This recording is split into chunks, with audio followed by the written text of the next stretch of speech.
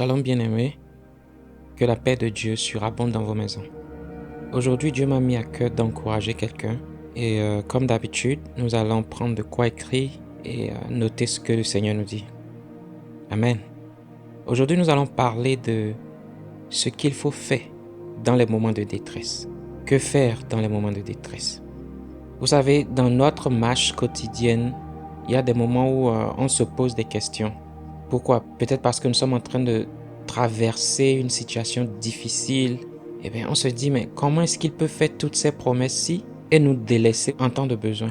Quand on a besoin de lui le plus, pourquoi va-t-il choisir nous délaisser, nous abandonner? C'est tout comme si nous n'avons point d'aide, nous n'avons point de secours, tout comme si on n'a pas Dieu. On se demande même, comment est-ce que Dieu peut me délaisser pendant une saison où j'ai le plus besoin de lui? J'aimerais qu'on examine les Écritures pour voir ce que la Bible dit par rapport à Dieu, par rapport à nous, et ce qu'il faut faire pendant les moments de détresse. Lisez avec moi Matthieu 28, le verset 20 qui dit « Et enseignez-leur à observer tout ce que je vous ai prescrit. Et voici, je suis avec vous tous les jours jusqu'à la fin du monde. » Qu'est-ce que cela nous montre? Dans un premier temps, que Dieu a promis qu'il sera avec nous tous les jours jusqu'à la fin du monde. Donc déjà, ça répond à la question, est-ce que Dieu m'a abandonné? Il m'a délaissé pendant que j'ai besoin de lui. Est-il toujours avec moi? Qu'est-ce qui s'est passé? Pourquoi est-ce que je ne le sens pas? Pourquoi est-ce que je ne le vois pas agir? La première réponse, Dieu ne nous a pas délaissés parce qu'il a promis être avec nous tous les jours jusqu'à la fin du monde. C'est Jésus qui faisait cette promesse-là pendant qu'il quittait la terre et retournait vers le Père. Donc nous avons une assurance certaine que Dieu est avec nous. Jésus est avec nous jusqu'à la fin du monde. Donc nous avons cette promesse-là. Mais est-ce qu'il l'a réalisée? Est-ce que cette promesse a été concrétisée? Parce que nous ne le sentons pas. Je ne sens pas Dieu, je ne sens pas Dieu. Et c'est l'erreur que nous commettons la plupart du temps. Nous voulons sentir Dieu. Nous voulons sentir Dieu. Tout en oubliant que Dieu est esprit. Il a dit que ceux qui doivent l'adorer doivent le faire en esprit et en vérité. Ce n'est pas dans la chair. Mais est-ce qu'il y a des moments où nous pouvons sentir des choses? On peut sentir des choses, bien sûr. Mais nous ne marchons pas sur la base de ce que nous sentons. Comme la Bible dit, nous ne marchons pas par la vue. C'est là où beaucoup de personnes se retrouvent dans des situations compliquées parce que le diable prend avantage de cette croyance-là que nous avons de sentir Dieu. Et parce qu'on ne le sent pas, on se dit Dieu n'est pas avec moi. Mais comment est-ce qu'on sent Dieu? Ça ressemble à quoi, sentir Dieu? Est-ce que la Bible nous a dit, quand on sent Dieu, il faut qu'on ait chair de poule, il faut que les cheveux se lèvent sur nos têtes, c'est quoi? Est-ce que c'est ce que la Bible nous prescrit? Pas du tout. Parce que la Bible nous enseigne de marcher par la foi et selon la parole, pas sur la base de ce que nous sentons. Parce que si nous ne marchons pas à nos sens, alors nous allons nous retrouver dans des pièges du diable constamment. Parce qu'il jouera avec nos sens. Amen. Donc, comment est-ce que Jésus a concrétisé cette promesse-ci?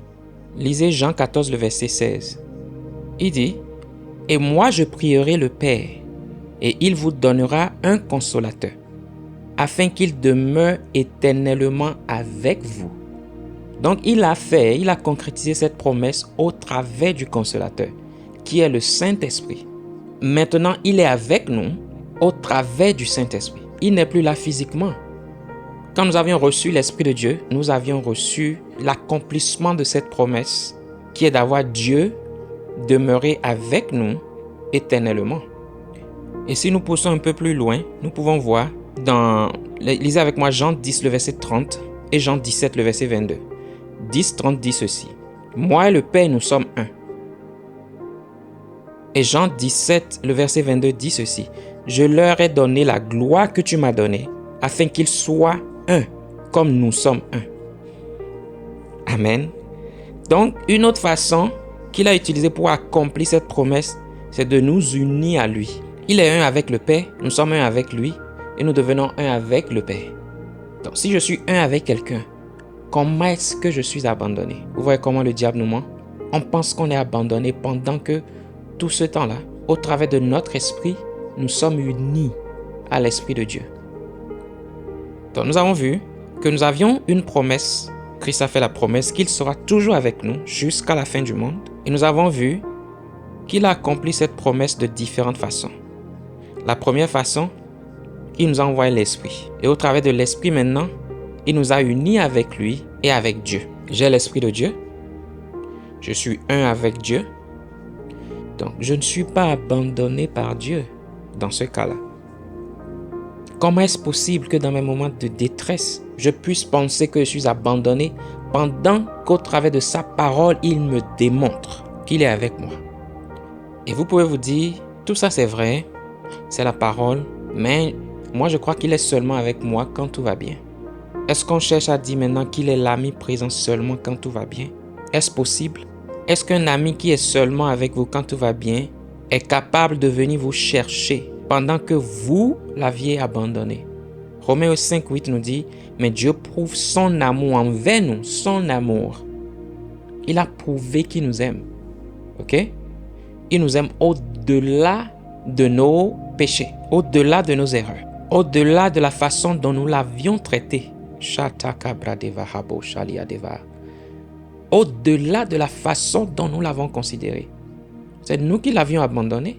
Mais Dieu prouve son amour envers nous en ce que, lorsque nous étions encore des pécheurs, Christ est mort pour nous. Ça, c'est pas l'ami qui est seulement présent quand tout va bien. C'est l'ami qui vous cherche même quand vous l'avez abandonné. C'est l'ami qui tient à vous et qui est prêt à s'abaisser pour venir vous chercher dans votre propre boue. Il a donné sa vie pour nous. La Bible dit, pendant que nous étions encore des pécheurs, Christ est mort pour nous. Pendant que nous étions encore des pécheurs. Ce n'est pas qu'on a fait quelque chose de bien, ce n'est pas qu'on le méritait, ce n'est pas qu'on a rempli des conditions. Non. Il a accepté sacrifier sa vie. Vous voyez que si on marche selon la parole, on ne marche pas la foi. Selon ce que Dieu nous dit, il n'y a pas cette tempête qui va se présenter et on ne sera pas debout. C'est parce qu'on ne s'accroche pas parfois à ces vérités-ci que le diable vient et nous fait croire des choses qui ne sont pas consistantes avec la parole de Dieu. On s'affole, parfois même on refuse de le suivre, on dit bon c'est mieux pour moi d'aller vivre ma vie, de me chercher moi-même, de me faire plaisir que de suivre un Dieu qui ne prend pas soin de moi, un Dieu pour qui je ne compte pas. Regarde encore la Bible, regarde encore la Bible, relis encore ce que la Bible dit. On ne remplissait pas les conditions, il est venu pour nous quand même. Ah, Chatariale, il a sacrifié sa vie. Donc j'aimerais qu'on puisse avoir l'assurance que Dieu est avec nous. Et il a accompli cette promesse de plusieurs façons. Quand vous lisez Jean 10, le verset 3, ça nous parle de l'histoire du berger et de ses brebis. Et la Bible dit, le portier lui ouvre et les brebis entendent sa voix. Il appelle par leur nom les brebis qui lui appartiennent et il les conduit dehors. Il appelle par le nom. J'aimerais que tu puisses savoir que Dieu te connaît par nom. Parmi les milliers de personnes qu'il y a sur terre, Dieu te connaît toi personnellement et il te connaît par nom. Ça, c'est la preuve d'une attention pour ta personne, une attention exceptionnelle qu'il a pour toi. Non mais écoutez, parfois on se retrouve dans des sectes de personnes et il y a plusieurs personnes. Les gens se présentent, on ne garde même pas leur nom. Mais parmi des milliers de personnes, Dieu connaît ton nom, il te connaît par nom, il te connaît personnellement. Ça, c'est quelqu'un qui tient à toi. Ça, c'est quelqu'un qui est intéressé par ta vie. Il tient à ta vie. C'est pour ça qu'il a été prêt à sacrifier la sienne afin que toi, tu puisses avoir une meilleure. Il a sacrifié sa vie. Il dit, je suis le bon berger. Le bon berger donne sa vie pour ses brebis. Le bon berger donne sa vie pour ses brebis. Il a même comparé cela à un mercenaire qu'on a embauché pour qu'il prenne soin des brebis. Il dit quand le loup apparaît, ce mercenaire fuit. Il abandonne les brebis, il prend la fuite. Pourquoi? Il dit parce qu'il ne se met point en peine des brebis. Mais ce n'est pas ce que le bon berger fait. Le bon berger prend soin de ses brebis. Le bon berger donne sa vie pour ses brebis. Et il dit, je suis le bon berger. Et il l'a fait. Il a prouvé. Donc cela nous montre que Dieu tient à notre vie. Pour que Christ vienne mourir pour nous, il tient à notre vie. Il me connaît par nom. Il te connaît par nom. Il tient à moi. Il a voulu que je puisse avoir une vie meilleure. Il dit qu'il est venu afin que les brebis aient la vie et qu'elles soient dans l'abondance. C'est ce qu'il a désiré pour nous. Son désir n'est pas de t'abandonner dans des situations difficiles et que ça te détruise. Non. Il n'est pas venu pour ta destruction. Il est venu à donner sa vie afin que toi tu puisses avoir une vie meilleure.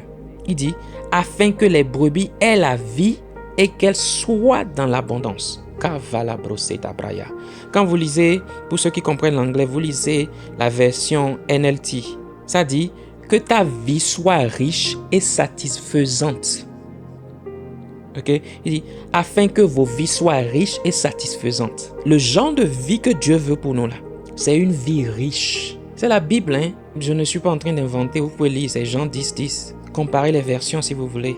C'est une vie riche et satisfaisante. La version Louis II dit que les brebis aient la vie et soient dans l'abondance. Donc c'est une vie d'abondance, c'est une vie d'abondance. Donc il tient à moi, il ne me connaît pas, non? Il tient à ce que je puisse avoir une vie meilleure. Il tient aussi à ma provision. Le verset 9 de Jean 10 dit, « Je suis la porte. Si quelqu'un entre par moi, il sera sauvé. Il entrera et il sortira et il trouvera des pâturages. » Donc en lui existe notre provision. Au travers de lui, là, on a accès à ce dont on a besoin. Il tient à notre provision. Et il est devenu la porte d'accès à des pâturages. Il est devenu la porte d'accès. Il dit, si quelqu'un entre par moi, il sera sauvé. Êtes-vous sauvé? Ok. Si vous êtes sauvé, il dit maintenant, il entrera et il sortira et il trouvera des pâturages. Donc, au travers de lui maintenant, on a le salut et on a maintenant accès à des pâturages. C'est ça ce que Dieu dit. Et si nous ne connaissons pas ce qu'il dit de nous, le diable jouera avec nous. C'est la promesse que nous avions reçue, ça. Maintenant, nous on s'arrête au salut. Je suis sauvé. Maintenant, on se plaint par rapport à la provision. Vous devez savoir que c'est au travers de lui maintenant qu'on a accès à des pâturages. Et ce n'est pas seulement dans le Nouveau Testament qu'il a parlé de ceci, ce qui nous démontre son cœur. Au temps d'Ézéchiel, il parlait des Israélites. Il dit, je les ferai paître dans un bon pâturage. Ça, c'est Ézéchiel 34, le verset 14. Et leur demeure sera sur les montagnes élevées d'Israël. Là, elles reposeront dans un agréable asile. Et elles auront de gras pâturages sur les montagnes d'Israël. Donc, ce n'est pas celui qui nous abandonne dans nos besoins, mais c'est celui au travers de qui nous avons la provision. Quel genre de provision en plus? Quand vous lisez un peu, vous allez un peu en bas, versets, disons 18 à 19, vous allez voir qu'il parlait d'un groupe de personnes. Et il disait, « Est-ce trop pour vous de paître dans le bon pâturage pour que vous fouilliez de vos pieds le reste de votre pâturage, de boire une eau limpide pour que vous troubliez le reste avec vos pieds. » Et il leur dit maintenant, « Et mes brebis doivent paître ce que vos pieds ont foulé et boire ce que vos pieds ont troublé. » Donc ce qu'il voudrait dire, ce n'est pas ce qu'il veut pour nous. Il veut quelque chose de qualité. Il ne cherche pas à ce qu'on puisse paître de ce que les pieds d'autres personnes ont foulé et boire de ce que les pieds d'autres personnes ont troublé. Non, il veut quelque chose de meilleur pour nous. Quand vous lisez un peu, vous allez voir quelque chose de meilleur, quelque chose de meilleur. Donc Dieu m'aime, donc Dieu tient à moi. Donc je ne suis pas seul, je ne suis pas seul. Ça c'est l'amour, ça c'est l'amour. Il a offert sa vie pendant que je ne le méritais pas. Ça c'est l'amour. Il me connaît par nom. Parmi les milliers de personnes, Dieu me connaît par mon nom. Dieu me connaît par mon nom. Donc, il me prête une attention particulière, une attention unique. Il me connaît. Il tient ma vie. C'est pour ça qu'il s'est sacrifié afin que je puisse avoir une vie meilleure. Nous avions dit, c'est une vie riche et satisfaisante. Maintenant que nous avions ces vérités-là, qu'est-ce qu'il faut faire nous-mêmes? Quelle est notre part de responsabilité? Que devons-nous faire pendant les moments de détresse? Quand le diable essaie de nous mentir que Dieu nous a abandonnés. Quand le diable essaie de nous mentir qu'il n'y a aucune porte de sortie. Que Dieu n'exauce pas nos prières, n'exaucera point nos prières. Quand le diable nous pousse à chercher des solutions que nous ne devrions pas chercher en tant que chrétiens. Simplement parce que nous avons l'impression que Dieu nous a abandonnés et que nous sommes seuls. Il n'y a pas d'issue. Que faut-il faire?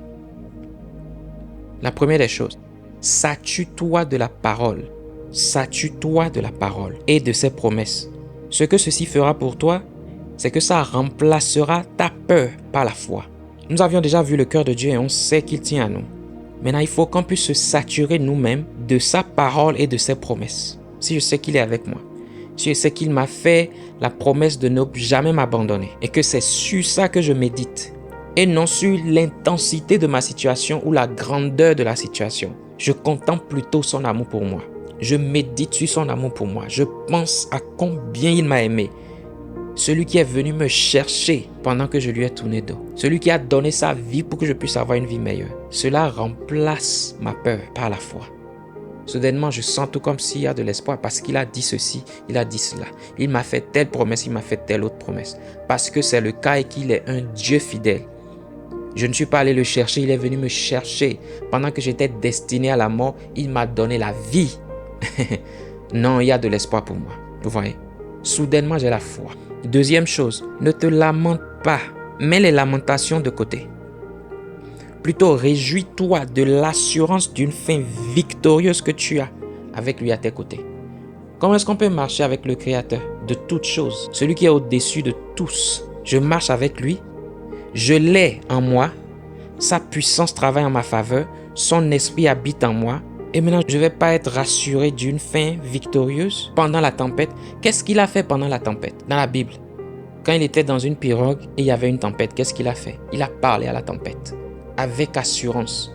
Pourquoi? Comme il a dit lui-même, il a dit au Père, je sais que tu m'entends toujours. Est-ce qu'on peut arriver à cette étape, à ce niveau-là? On peut dire à Dieu, je sais que tu m'entends toujours. Et à cause de ça, je déclare dans le nom de Jésus que cette tempête s'arrête. Et maintenant, j'active ma foi et je reste debout tout en sachant que la fin est victorieuse. Est-ce qu'on peut arriver à cette étape-là? Donc les lamentations ne feront rien. Mettons les lamentations de côté. Nous avons l'assurance d'une fin victorieuse. Ce n'est qu'une tempête qui peut nous obéir parce que Dieu nous entend toujours. Donc au lieu qu'on se mette à se lamenter, et c'est seulement les paroles de lamentation qui sortent de nos bouches, déclarons maintenant avec autorité la fin de la tempête et laissons les paroles de foi sortir de nos bouches. C'est ça ce qu'il faut faire. Troisième chose, confesse de ta bouche ce qu'il t'a promis. Ne confesse pas la situation. Oh, c'est fini pour moi. On m'a donné tel rapport. Il n'y a plus d'espoir. C'est fini. Non, un enfant de Dieu ne parle pas comme ça. Un enfant de Dieu se lève et dit, ceci n'est pas conforme à la promesse que Dieu m'a faite. Et parce qu'il a dit que quand je déclare, cela s'accomplira. Parce qu'il m'entend toujours. Et parce qu'il m'a promis que ce que je lis sur la terre sera lié dans les cieux et que quand je commande à une montagne de bouger, la montagne va bouger. Je déclare alors que cette montagne bouge. C'est ça le chrétien. Ne te donne pas la lamentation. On ne marche pas par la vue. On ne marche pas par la vue.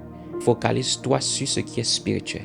La Bible dit que toute chose physique a été créée par le spirituel. La Bible dit pas l'invisible, parlant du spirituel. Donc active l'invisible au travers de tes paroles. Par la foi, active l'invisible. Confronte la situation spirituellement, pas physiquement. Active l'invisible, pas le visible. Oublie le visible. On t'a dit c'est fini? Est-ce que Dieu t'a dit que c'est fini? Le rapport d'un humain? Le rapport d'un humain qui a été créé par Dieu, tout comme toi. Et certains parmi eux ne connaissent même pas Dieu. Toi, tu connais Dieu. Tu as Dieu en toi. Tu es un avec Dieu. Lève-toi. Lève-toi et dis non. La Bible me demande. Dieu dit, y a-t-il quelque chose qui m'est impossible? Crois-tu qu'il y a quelque chose qui est impossible à ton Dieu? Non. Alors lève-toi. Les lamentations ne vont pas régler ça. Active ta foi. Active ta foi. Satue-toi de la parole. Satue-toi de ses promesses et confesse ces promesses-là. Active ta foi. La dernière chose, arme-toi de la diligence. Cela te permettra de saisir les opportunités que Dieu mettra devant toi. Arme-toi de la diligence. Sois prêt. Sois prêt pour ce que Dieu fera. Sois prêt pour les portes qu'il ouvrira devant toi. Sois prêt. Arme-toi de la diligence. Et je vous encourage vivement d'écouter le message intitulé « La foi qui cause et manifeste l'impossible ». On a eu à traiter de ce sujet de foi. Cela vous aidera. Ça vous apprendra comment rester debout. Si vous l'aviez déjà écouté, écoutez ça encore. La répétition ne vous détruira pas. Ça ne vous fera aucun mal. Ça renforcera ce que vous aviez appris. Et parfois même ce que vous n'aviez pas perçu auparavant, Vous pouvez le percevoir cette fois-ci. Et pour ceux qui ne l'ont jamais écouté, ça vous bénira. Donc, j'aimerais vous dire aujourd'hui, Dieu vous aime, il tient à vous et il a beaucoup fait jusqu'à cette étape-ci.